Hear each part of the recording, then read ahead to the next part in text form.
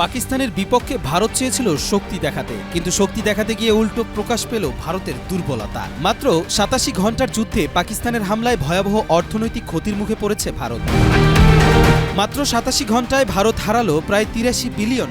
অপরদিকে পাকিস্তানের ক্ষতির পরিমাণ প্রায় ৪ বিলিয়ন, যা পাকিস্তানের তুলনায় ভারতের ক্ষতির ২২ গুণ বেশি। ভারতের হুঙ্কারের পেছনে বাস্তবতা বলল অন্য কথা।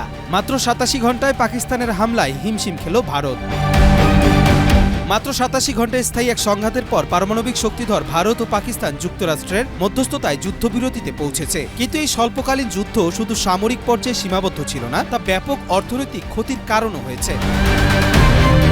প্রতিবেদন অনুযায়ী এই যুদ্ধে প্রতি ঘন্টায় $১ বিলিয়ন করে ক্ষতি হয়েছে। ভারতীয় বিমান বাহিনী প্রতিদিন ১০০টি যুদ্ধাভিযান পরিচালনা করে। ড্রোন ক্ষেপণাস্ত্র ব্যবহারে প্রচুর ব্যয় করে তারা। পাকিস্তানও বিমান হামলা ও প্রতিরক্ষায় বিপুল খরচ করেছে, যদিও পরিমাণে তা ভারতের তুলনায় অনেক কম।